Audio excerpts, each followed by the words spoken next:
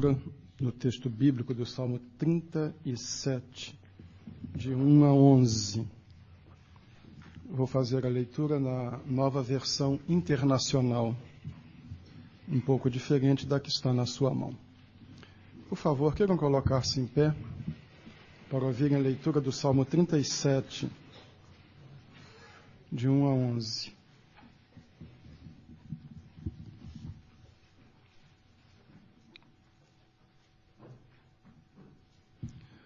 Não se aborreça por causa dos homens maus, e não tenha inveja dos perversos, pois como o capim logo secarão, como a relva verde logo murcharão. Confie no Senhor e faça o bem, assim você habitará na terra e desfrutará segurança. Deleite-se no Senhor, e Ele atenderá aos desejos do seu coração. Entregue o seu caminho ao Senhor, confie nele, e ele agirá. Ele deixará claro como a alvorada que você é justo, e como o sol do meio-dia que você é inocente. Descanse no Senhor e aguarde por ele com paciência. Não se aborreça com o sucesso dos outros, nem com aqueles que maquinam o mal. Evite a ira e rejeite a fúria. Não se irrite, isso só leva ao mal. Pois os maus serão eliminados, mas os que esperam no Senhor receberão a terra por herança. Um pouco de tempo e os ímpios não mais existirão. Por mais que você os procure, não serão encontrados. Mas os humildes receberão a terra por herança e desfrutarão pleno bem-estar. Fique calmo. Queiram sentar-se, por favor.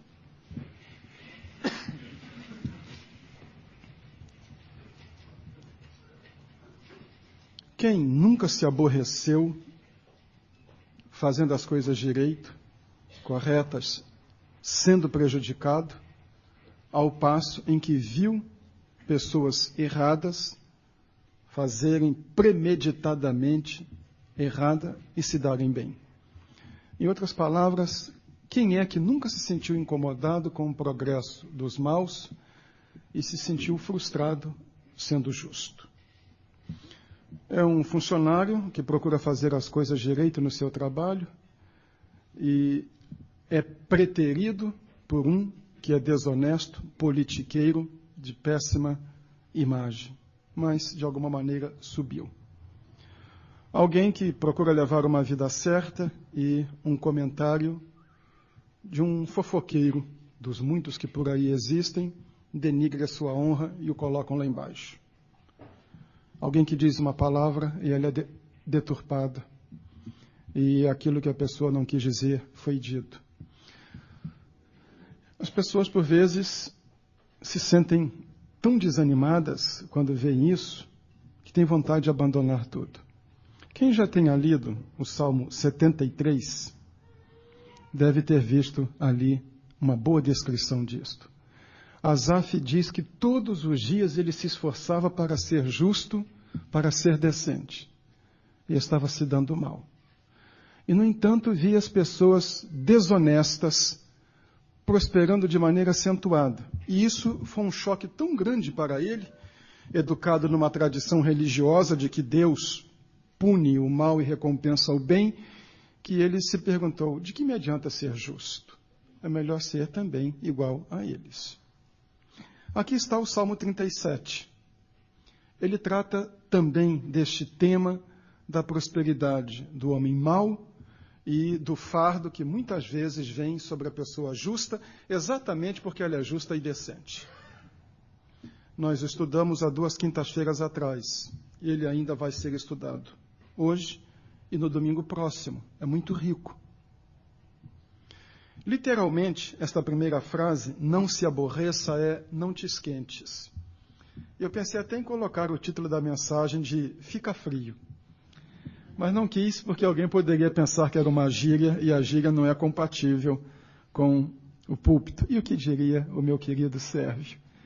Que o português estaria baixando, não o português mas o português o nível do português estaria baixando no púlpito. Mas a ideia do salmista é esta: a pessoa ferve por dentro. A pessoa fica tão indignada por dentro que está em fervura. E o texto hebraico diz isso. Não fervas por dentro. Não te esquentes. Mas como é que nós podemos não esquentar?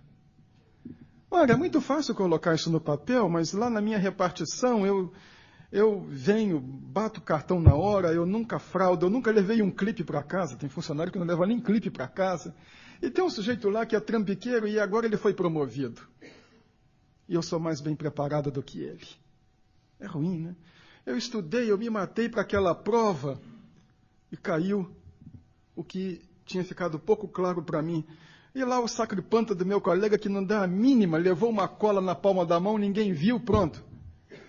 Como é que eu não vou ficar fervendo por dentro? Nestes versículos, o salmista apresenta 3 recomendações. São ações que devemos ter para não fervermos por dentro quando as coisas estiverem mal. Há gente que entra em ebulição com muita facilidade. E alguns já são vapor puro. Então é bom prestar atenção nas recomendações do salmista. Não te esquentes.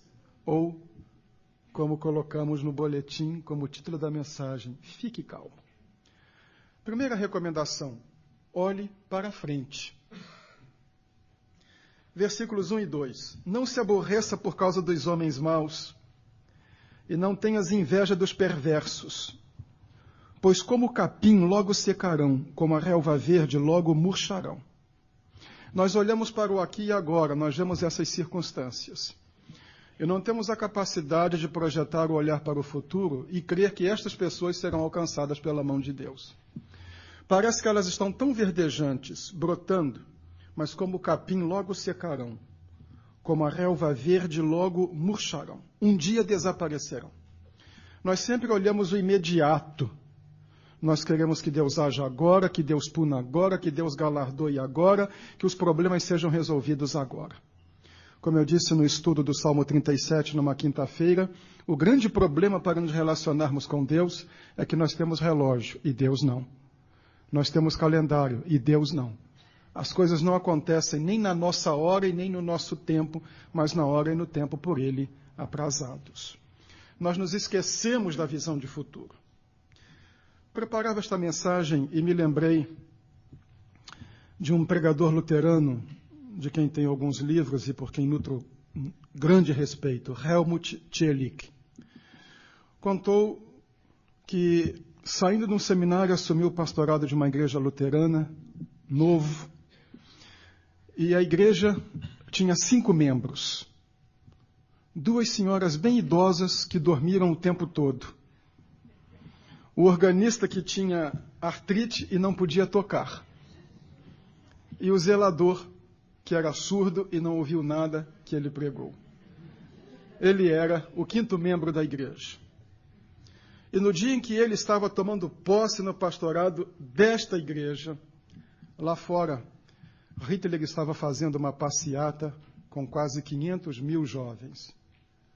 E ele se sentiu tentado a perguntar: que futuro eu tenho com esta congregação?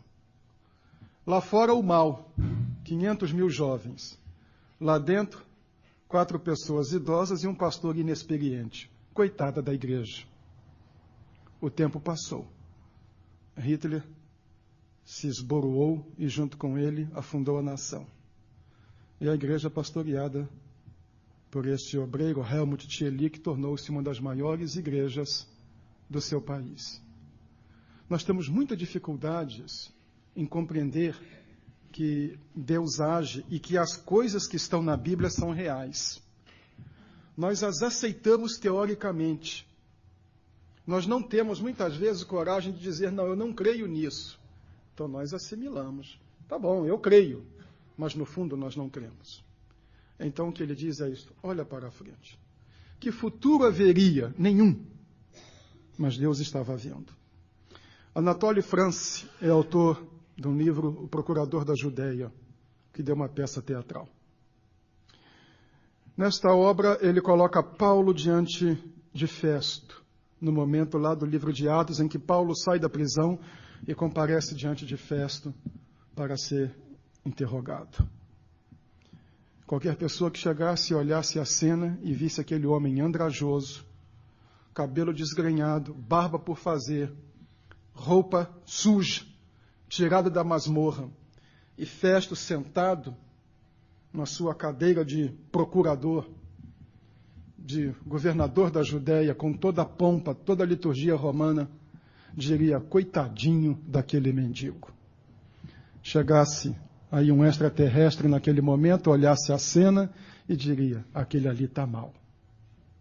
Mas os dias do glorioso império a que Festo servia estavam contados. Festo passaria, o império romano passaria. O futuro era de Paulo e sua seita de malucos, que foi até dita desta maneira por Agripa, um tal de Jesus defunto que Paulo insiste em dizer que está vivo. O futuro era de Paulo e seu Jesus defunto, e não do poderoso Festo e nem do Império Romano. Olha para a frente. Em vez de olhar para a situação, para as circunstâncias, e resmungar, e se abater, e se deprimir, olha para a frente. Há um Deus que cuida. Hebreus, capítulo 11, versículos 24 e 27. Diz assim o texto de Hebreus 11, 24 a 27. Pela fé, Moisés, já adulto, recusou ser chamado filho da filha de Faraó, preferindo ser maltratado com o povo de Deus, a desfrutar os prazeres do pecado durante algum tempo. Por amor de Cristo, considerou sua desonra uma riqueza maior do que os tesouros do Egito, porque contemplava a sua recompensa. Pela fé, saiu do Egito, não temendo a ira do rei, e perseverou, porque via aquele que é invisível. Olhe então para a frente. Ponha os olhos em Deus e creia que a vontade dele triunfa no final. Em segundo lugar, o salmista exorta, olhe para cima. Primeiro, olhe para a frente, nos versículos 1 e 2. Agora, olhe para cima, versículos 3 a 7. Confie no Senhor e faça o bem. Assim você habitará na terra e desfrutará segurança. Deleite-se no Senhor e Ele atenderá aos desejos do seu coração. Entregue o seu caminho ao Senhor, confie nele e Ele agirá. Ele deixará claro como a alvorada que você é justo, e como o sol do meio-dia que você é inocente. Descanse no Senhor e aguarde por Ele com paciência. Não se aborreça com o sucesso dos outros, nem com aqueles que maquinam o mal. Preste atenção nos verbos usados pelo salmista. Confiar, deleitar, entregar, descansar e aguardar. Não é apatia, é confiança. Olhe para cima. Olhe para um Deus em quem você pode confiar. Às vezes, nós nos colocamos em competição com as pessoas. Então, a vida, para alguns, é uma competição que tem que ser vencida de qualquer maneira. Se o outro dá um passo, eu preciso dar 2. Se ele consegue algo, eu tenho de conseguir o dobro. Se ele é promovido, eu tenho que ir acima dele. Se tem ele uma boa nota, a minha tem que ser melhor. O meu carro tem que ser melhor do que o dele. Meus filhos têm que frequentar escolas melhores. As minhas roupas têm que ser melhores. Não é competição. Segunda parte do versículo 7. Não se aborreça com o sucesso dos outros, nem com aqueles que maquinam o mal. O outro está prosperando? Isto é um problema dele, de Deus e das circunstâncias. Cuide da sua vida. Muita gente só olha para baixo. E porque só olha para baixo, só vê o chão. Quando só se vê o chão, nem sempre o cenário é bom.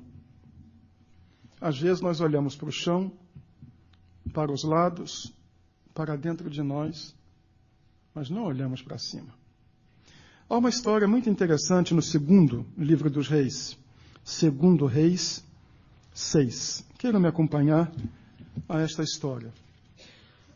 2 Reis 6, de 15 a 18.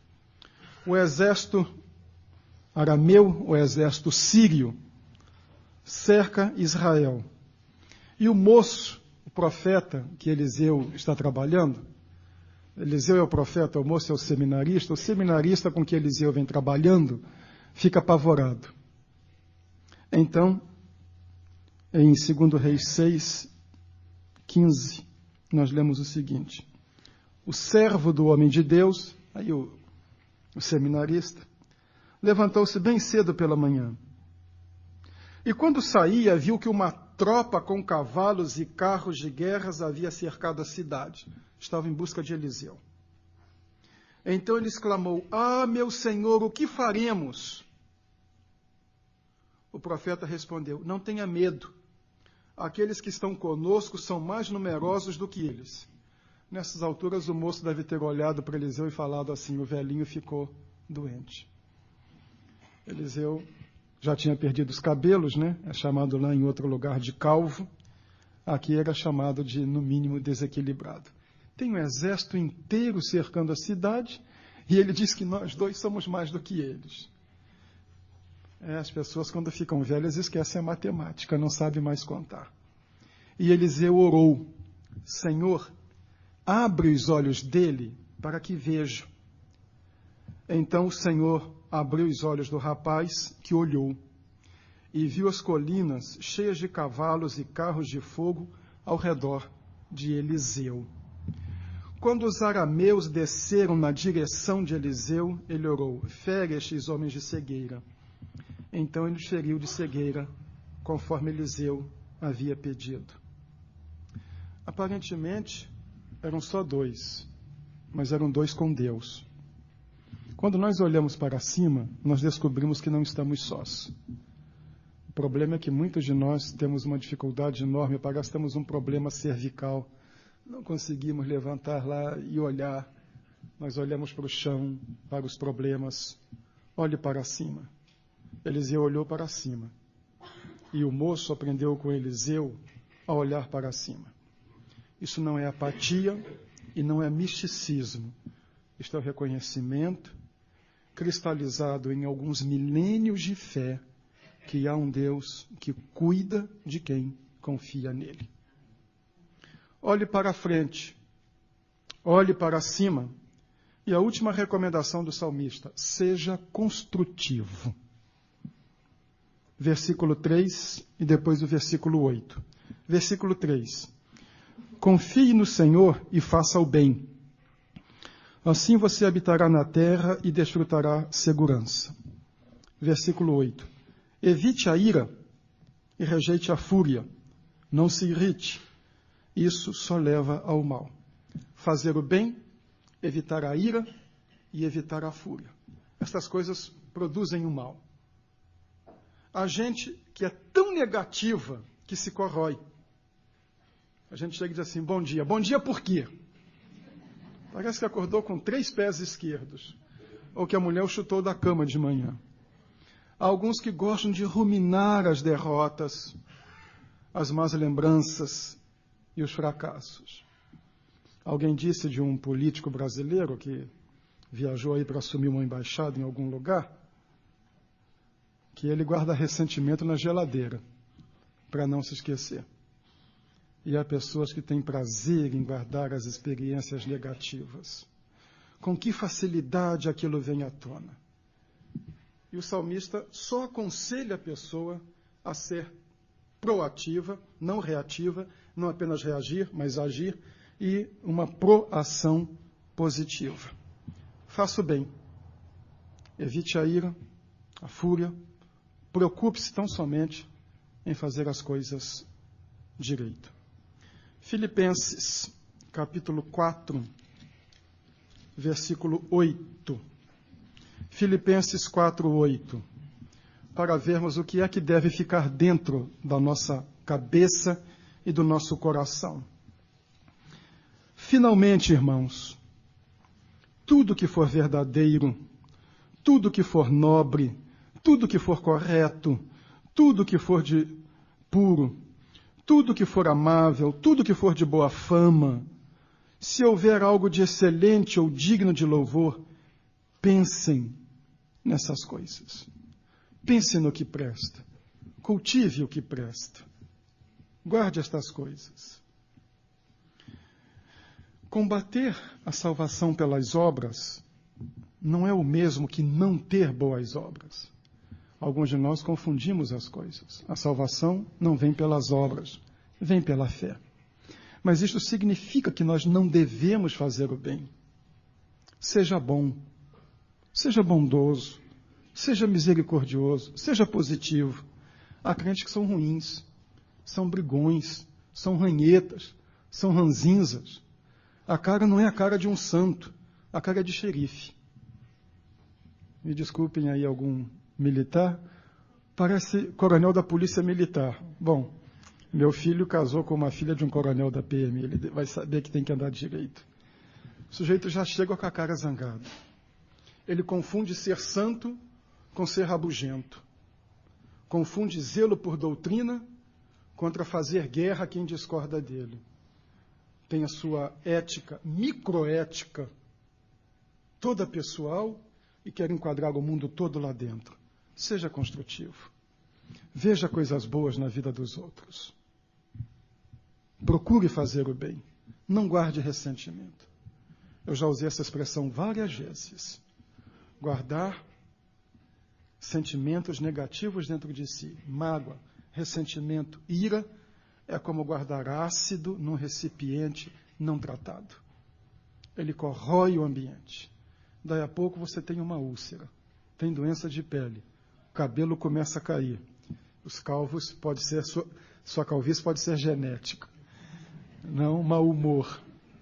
O Jairo fica feliz porque o Jairo está ficando cabeludo.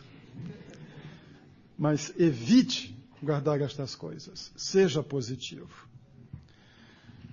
Uma questão para nós guardarmos na consideração deste salmo. As pessoas são diferentes. Algumas são mais calmas. Outras são mais agitadas. Muita agitação é falta de fé. E muita calma é apatia. Não significa sempre que o agitado também está com a fé intranquila. Pode ser o seu jeito. E nem significa que o calmo está tranquilo. Pode ser simplesmente apatia porque desistiu de lutar. Os salmos, principalmente o Salmo 37, nos ensina uma lição. Sentir, não esconder, não camuflar, não dourar a pílula, dizer, estou irritado, Senhor. Senhor, estou com medo. Senhor, estou frustrado. Senhor, eu não queria que as coisas fossem assim. A grandeza de Deus é tal que Ele não reprime os nossos sentimentos. Os salmos mostram isto. As pessoas abrem o coração, despejam tudo que as inquieta diante de Deus, mas sempre aguardam uma ação de Deus. E nos salmos, elas nos atestam isto. Ele nunca falhou. Você está sendo injustiçado? Você está sendo prejudicado? Você está com um fardo muito grande sobre os seus ombros? Não se desespere, não se irrite e não empreenda uma cruzada contra os outros. Entregue a Deus e fique calmo. Lembre-se de uma coisa. Quando Saulo vinha no caminho de Damasco, bufando de ódio contra os cristãos, querendo por toda maneira encontrá-los para prendê-los e matá-los. E o Senhor Jesus Cristo encontrou no caminho de Damasco. A pergunta não foi, Saulo, por que você persegue os cristãos? Saulo, por que você persegue meus fiéis? Por que você persegue os da minha fé? A pergunta foi, Saulo, Saulo, por que me persegues? Jesus via o que estava sendo feito aos seus como algo que estava sendo feito a ele. Se você sofre, hostilizado, perseguido e injustiçado, o Senhor Jesus vê. Não desespere, não desanime e não faça guerra. Entregue e confie. Não te esquentes, nem por dentro e nem por fora. Fique calmo. Há um Deus que cuida.